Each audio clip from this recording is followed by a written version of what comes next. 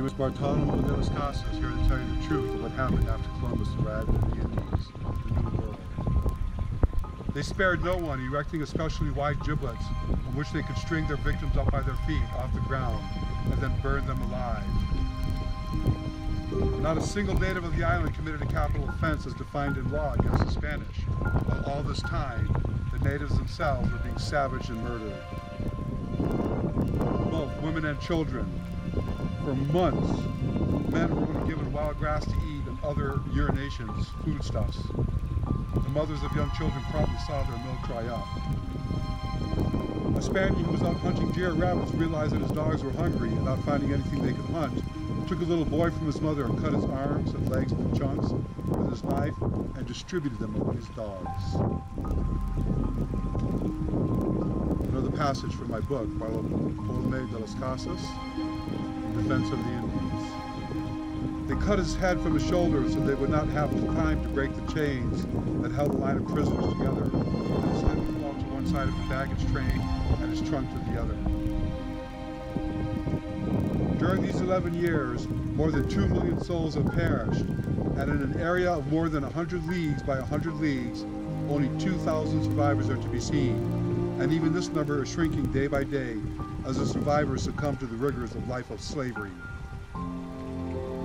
This is the truth of what happened after Columbus arrived in the Indies. Often. Do it again. One woman who was indisposed at the time and so not able to make good her escape, determined that the dogs should not tear her to pieces, as they had done her neighbors, and taking a rope and tying her 1-year-old child to her leg, hanged herself from a beam. Yet she was not in time to prevent the dogs from ripping the infant to pieces. I testify with my own eyes that I saw Spaniards cutting off the hands, noses, and ears of local people, both men and women, simply for the fun of it. And this happened time and again in various places throughout the region. On several occasions, I also saw them set dogs on the people, many being torn to pieces in this fashion, and that they burned down houses and even whole settlements too numerous to count. This is the truth, and I want to thank you for listening to me. Have a beautiful night here in Traverse City. Remember that the truth is not being told by these Columbus ships here in your bay. They tortured him with a strappado, putting burning tallow on his belly, pinned both his legs to poles with iron hoops, and his neck with another, and then, with 2 men holding his hands, proceeded to burn the soles of his feet. From time to time, the commander would look in and repeat that they would torture him to death slowly unless he produced more gold.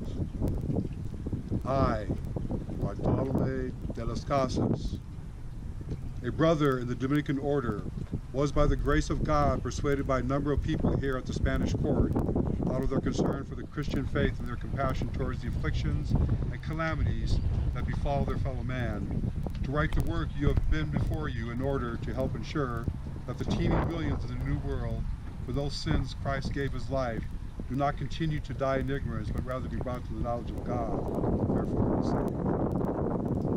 I'm Bartolome de las Casas, of the Dominican Order, here in Traverse City, to bring you the truth that these Columbus ships in the bay are now bringing you on this day of the eclipse in the year 2017.